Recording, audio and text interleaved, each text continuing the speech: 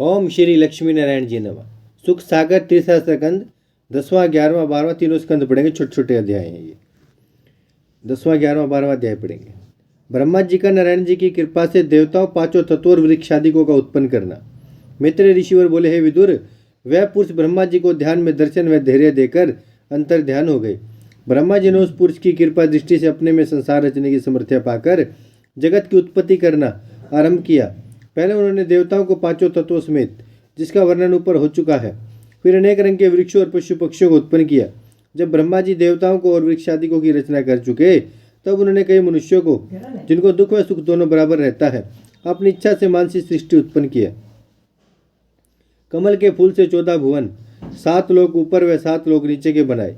उसके उपरांत सतयुग, त्रेता, द्वापर, कलयुग चारों युग बनाकर वर्ष, महीना, पक्ष, वार, घड़ी व पल का प्रमाण किया, जिनके बीतने से देवता, मनुष्य,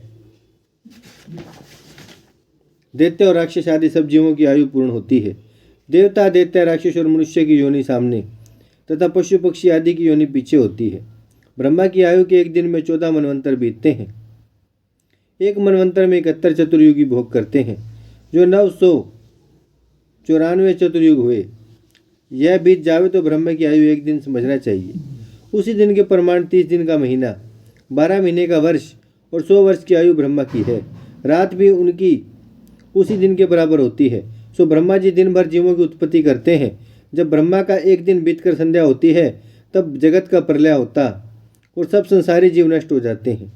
जब रात बीतकर सवेरा होता है, तब फिर ब्रह्मा जी सब जीवों को उन्हीं के कर्मानुसार वैसी वैसी योनि में उत्पन्न करते हैं। इसी तरह जब 50 वर्ष ब्रह्मा जी की आयु बीत जाती है, तो उसको अर्ध प्रलय कहते हैं। और जब 100 वर्ष ब्रह्मा जी की आयु पूरी होकर उनका तन छूट जाता है, तब महाप्रलय होकर चारों तरफ पानी के सिवा और कुछ नहीं रहता। एक वही आदि पुरुष विनाशी अकेले रह जाते हैं, जिन्हें नारायण जी कहते हैं। यह हाल एक ब्रह्मांड का कहा गया है। ब्रह्मांड का स्वरूप गुलर के फल के समान समझना चाहिए। इसी तरह बहुत से ब्रह्मांड हैं और सबके मालिक, उत्पन्न, पालन और नाश करने वाले आदि पुरुष भगवान ही है, यानी कि नारायण जी हैं। वह चाहे तो कई हजार ब्रह्मांड एक क्षण में उत्पन्न करके फिर उनका नाश कर देवें। इसका भेद कोई नहीं जान सकता।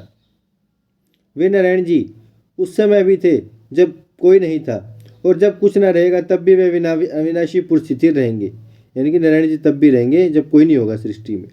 मृत्यु उनके पास नहीं आ सकती। वे सदा एक स्वरूप रहते हैं, घटने बढ़ने से कुछ प्रयोजन नहीं रखते। जो कुछ इस ब्रह्मांड में देखते हो, सब उन्हीं की रचना है। जो काम उत्तम मध्यम किसी मनुष्य से होता है, सबका हाल वे जानते हैं। इस ब्रह्मांड को गुलर के फल के समान समझना चाहिए। जिस तरह गुलर के फल में छोटे छोटे कीड़े रहते हैं और उस फल के तोड़ने पर उड़ जाते हैं, उसी तरह ब्रह्मांड में सब जीव रहते हुए परमेश्वर के भेद को नहीं जानते। जिनको सत्संग करने से ज्ञान प्राप्त होता है, वे लोग संसारी व्यवहार व शरीर को झूठा समझकर सब जीवों में परमेश्वर का चमत्कार बराबर जानते हैं। वह आदि पुरुष गुलर के वृक्ष के समान है। जिस तरह उस वृक्ष में हजारों फल लगे रहते हैं, उसी तरह नारायण जी के रोम रोम में हजारों ब्रह्मांड बंधे रहते हैं। इस कारण सब जीवों में उन्हीं का प्रकाश समझना चाहिए। 11वां अध्याय।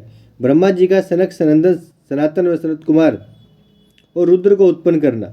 मैत्रेय ऋषिवर ने कहा, हे विदुर, जब ब्रह्मा जी को देवता और मनुष्य आदि को उत्पन्न करने पर भी संतोष नहीं हुआ, तब उन्होंने सृष्टि बढ़ाने के वास्ते सनक, सनंदन, सनातन व सनत कुमार को, जो लोग नारायण जी के अवतार हैं, अपने हृदय में उत्पन्न किया और उनसे कहा कि तुम लोग भी प्रजा उत्पन्न करो और उससे जो वरदान मांगो सो देवें। उन्होंने ज्ञान से अपने मन में विचार किया कि जो माता पिता और भाई हरि भजन करने से मना करें, उनको अपना मित्र न समझना चाहिए। ऐसा विचार कर सनत कुमार आदि चारों भाइयों ने ब्रह्मा जी से कहा कि हम लोग यही वरदान मांगते कि सदा हमारी अवस्था 5-5 वर्ष की बने रहे। हमारा मन काम, क्रोध, मोह व लोभ में न फंसकर इंद्रियों के वश में ना हुए। हम लोग अपने मन और इंद्रियों पर प्रबल रहें। युवा व वृद्धावस्था हम पर ना व्यापे, क्योंकि 5 वर्ष की अवस्था में इंद्रियां अपना प्रभाव नहीं कर सकती। हम लोग हरि भजन करेंगे। हमें जीव उत्पन्न करने की आज्ञा मत दीजिए। संसार के रचने में, भगवत भजन में विघ्न होगा। यह बात सुनकर ब्रह्मा जी ने ऐसा वरदान दिया कि तुम लोगों की सदा 5 वर्ष की अवस्था रहे, सब इंद्रियां तुम्हारे अधीन रहे। पर जो तुमने मेरे कहने में से जीवों का उत्पन्न करना अंगीकार नहीं किया, सो बहुत अनुचित हुआ। ऐसा कहकर जब ब्रह्मा जी ने अपने पुत्रों पर आज्ञा न मानने से क्रोध किया, तब उनकी दोनों भुवों से एक पुरुष श्याम व ललित रंग का उत्पन्न होकर रोने लगा। उसको देखते ही ब्रह्मा जी ने पूछा, तू क्यों रोता है? तब उसने उत्तर दिया, मैं चाहता हूँ कि मेरा नाम धरकर मुझे कोई काम बतलाओ।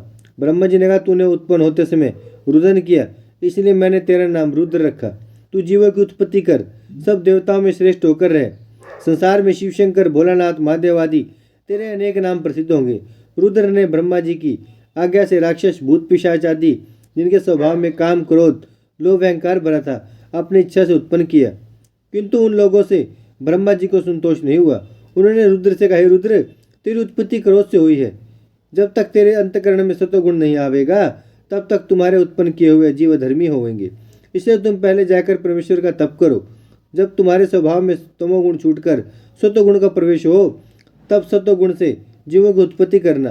तप करने से तुम्हें परमेश्वर का दर्शन मिलेगा। तप करने से तुम्हें परमेश्वर का दर्शन मिलेगा। यह बात सुनते रुद्र जीवों की उत्पत्ति करना बंद करके तप करने को चले गए। 12वां अध्याय। ब्रह्मा जी का नारद, वशिष्ठ, अंगिरा आदि ऋषिवर, राजा स्वायंभु, मनु और शत्रुपा को उत्पन्न करना। मैत्रेय ऋषिवर बोले, हे विद्युर, ब्रह्मा जी ने उसके उपरांत नारद, वशिष्ठ, अंगिरा आदि कई ऋषिवरों को, जिनका वर्णन आगे किया जाएगा, उत्पन्न करके सरस्वती नाम की एक कन्या अपने वचन से उत्पन्न किया। वह लड़की अति सुंदर, उत्तम भूषण और वस्त्र धारण किए प्रकट हुई। उसका रूप देखते ब्रह्मा जी ने परमेश्वर की माया से मोहित होकर उसके साथ भोग करना चाहा।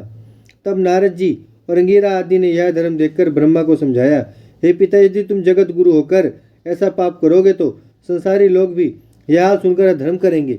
इसलिए तुमको अपनी कन्या से भोग न करना चाहिए।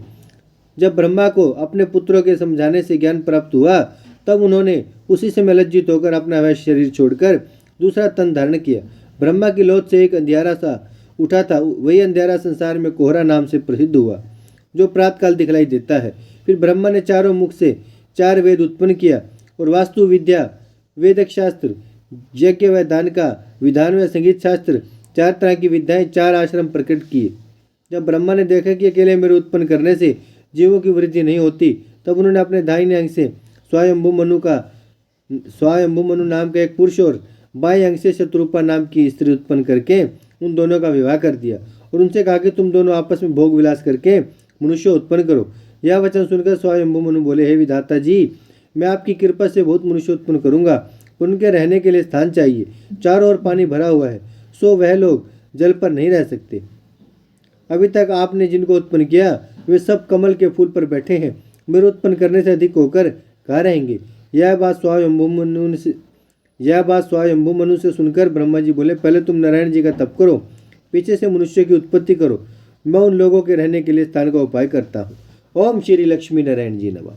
भजमन नारायण नारायण नारायण, श्रीमन नारायण नारायण नारायण, लक्ष्मी नारायण नारायण नारायण, सत्य नारायण नारायण नारायण, भजमन नारायण श्रीमन नारायण, लक्ष्मी नारायण सत्य नारायण